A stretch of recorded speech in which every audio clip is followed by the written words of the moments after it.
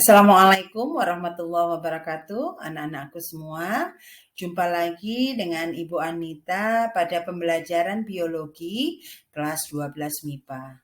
Kita masih lanjut pada pokok bahasan yang kemarin di KD 3.8 tentang mutasi.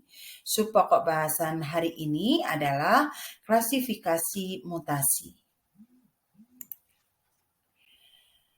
Klasifikasi mutasi dapat dikelompokkan berdasarkan dari sumber asalnya. Dia juga bisa dikelompokkan berdasarkan sifat genetiknya. Mutasi juga bisa dikelompokkan berdasarkan arah mutasinya. Mutasi juga bisa dikelompokkan berdasarkan jumlah faktor keturunan yang bermutasi, serta mutasi bisa dikelompokkan berdasarkan peranannya bagi organisme. Kita mulai dari mutasi berdasarkan sumber asalnya.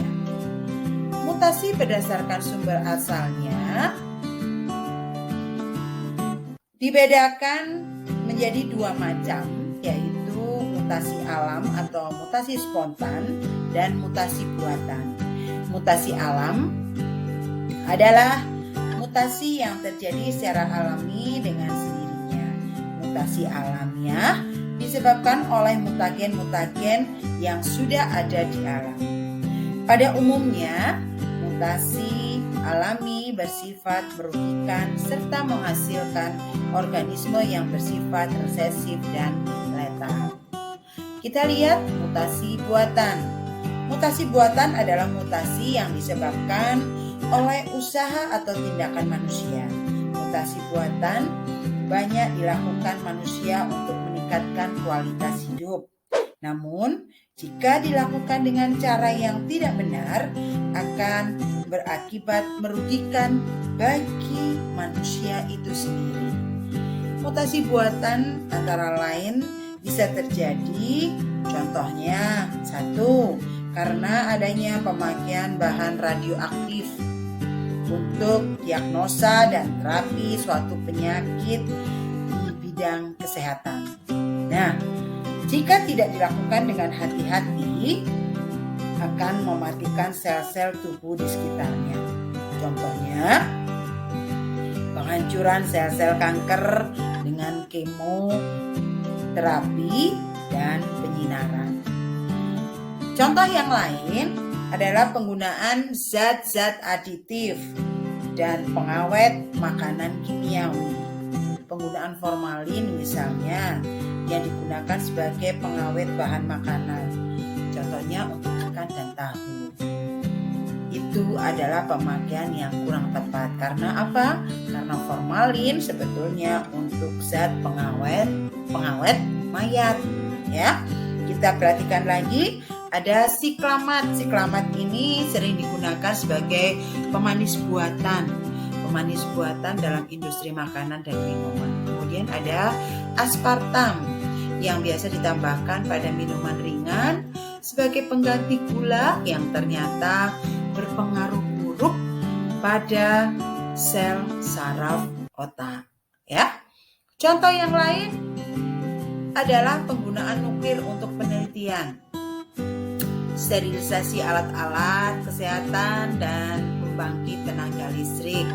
Dalam hal ini diperlukan sistem keamanan khusus bagi karyawan maupun penduduk di sekitarnya.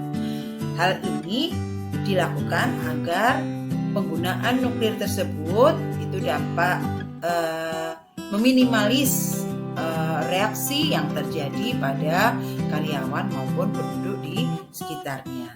Kemudian ada penggunaan jumlah hama tanaman. Jadi, ada pengendalian jumlah hama tanaman dengan teknik jantan mandul.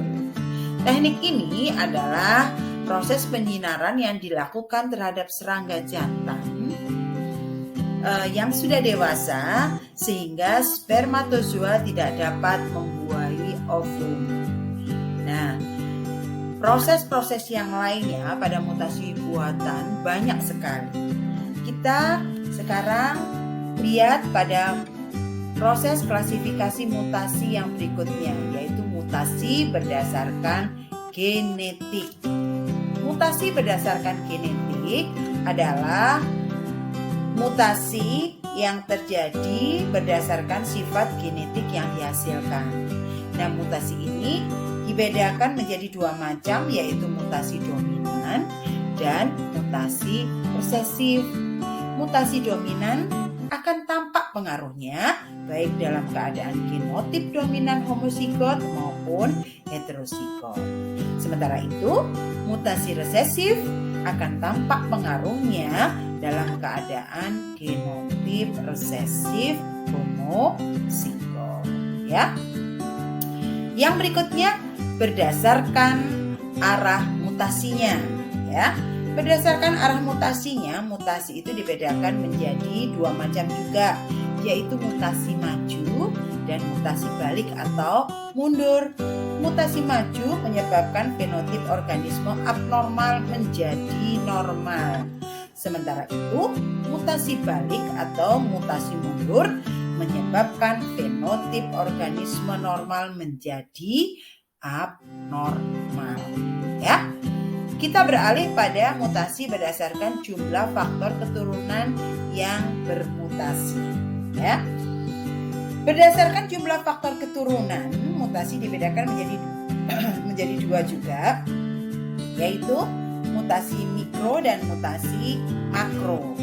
Mutasi mikro adalah mutasi yang terjadi pada sebagian kecil faktor keturunan. Sedangkan mutasi makro adalah mutasi yang terjadi pada sebagian besar faktor keturunan. Nah, mutasi makro akan berpengaruh lebih banyak terhadap perubahan sifat-sifat fenotip dibandingkan dengan mutasi mikro. Ya. Lanjut ke mutasi berdasarkan peranannya bagi organisme. Mutasi berdasarkan peranannya bagi organisme ini adalah mutasi yang juga dapat dibedakan menjadi dua macam, yaitu mutasi yang menguntungkan dan mutasi yang merugikan.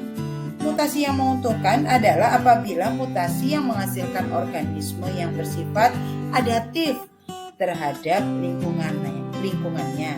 Sementara itu, mutasi yang merugikan adalah mutasi yang menghasilkan organisme yang bersifat tidak adaptif terhadap lingkungannya. Lanjutkan pada kelainan pada manusia akibat mutasi.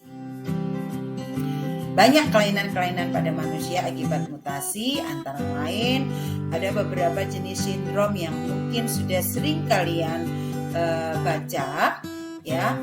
Selain itu ada proses hermafrodit juga. Nah, sindrom-sindrom ini adalah sindrom-sindrom yang mengakibatkan adanya kelainan-kelainan pada manusia akibat mutasi.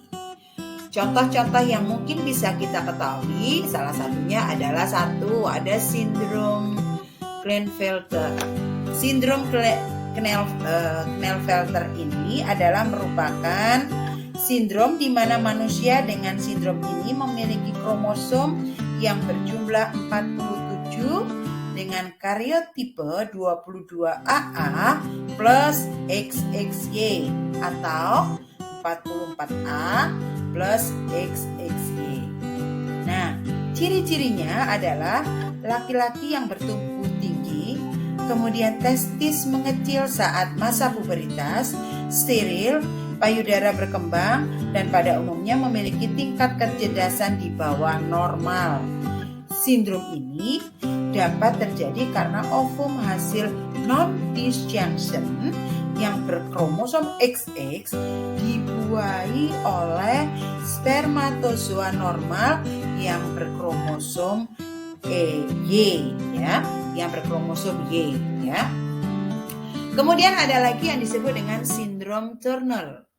Sindrom Turner ini memiliki kromosom berjumlah 45, ya, yang terdiri dari 22AA plus X.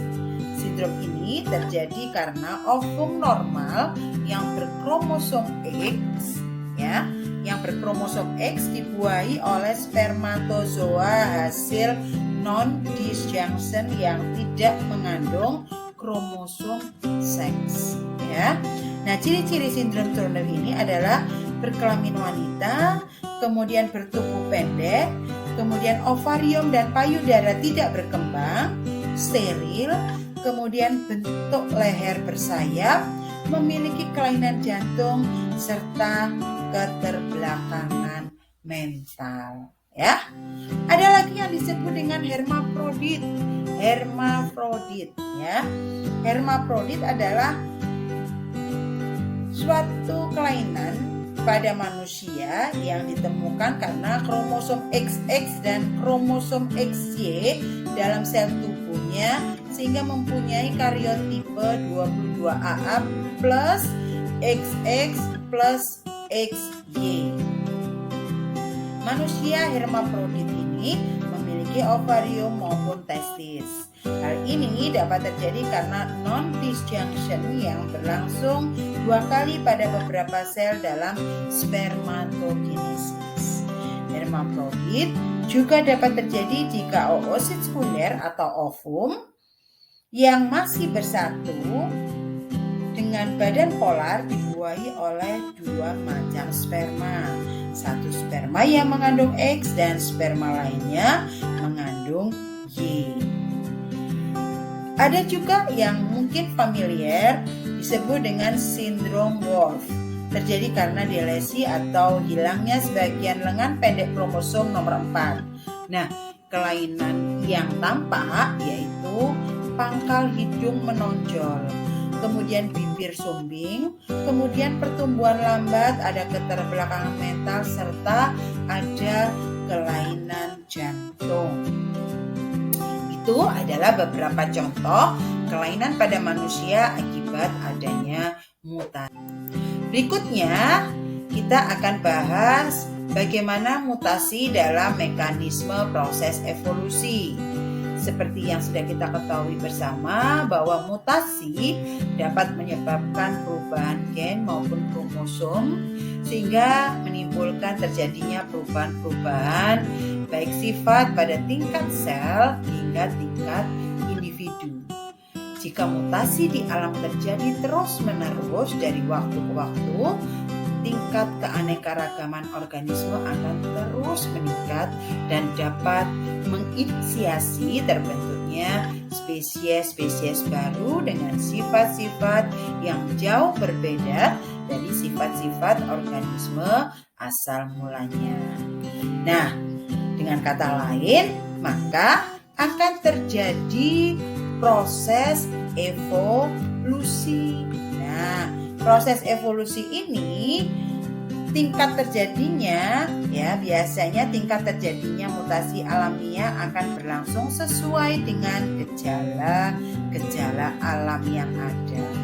Sedangkan tingkat terjadinya mutasi buatan itu bergantung pada manusia. Mutasi buatan diperkirakan dapat mempercepat terjadinya proses evolusi dari organisme di bumi. Nah, berdasarkan penelitian tersebut, maka organisme tingkat rendah memiliki tingkat keanekaragaman yang lebih tinggi dibandingkan organisme tingkat tinggi. Terjadinya variasi-variasi dalam suatu populasi organisme diduga sangat ditentukan oleh kecepatan reproduksi, mobilitas, tingkat trofik, besar atau kecilnya populasi suatu organisme, dan aspek kehidupan lainnya. Berdasarkan asumsi tersebut, maka organisme tingkat rendah akan memiliki tingkat kecepatan evolusi yang lebih tinggi daripada organisme tingkat tinggi. Nah, selanjutnya kita akan membahas tentang apa itu evolusi di KD 3.9. Maka dari itu, untuk KD 3.8 pada bab mutasi kita sudah menyelesaikan dengan baik. Nah, kalian bisa mengerjakan tugas yang telah Bu Anita sampaikan di akhir video pembelajaran ini. Tugas untuk kalian adalah silahkan kalian mencari artikel yang berhubungan dengan beberapa kelainan yang terkait dalam proses mutasi pada makhluk hidup. Nah, artikel tersebut silakan dibaca, kemudian berikan uraian kesimpulan dalam membahas artikel tersebut. Dan setelah selesai, langsung kumpulkan di e-learning dengan mengupload artikel dan kesimpulannya. Selamat mengerjakan, tetap semangat dan jaga kesehatan. Ibu Anita akhiri pertemuan kali ini. Wassalamualaikum warahmatullahi wabarakatuh.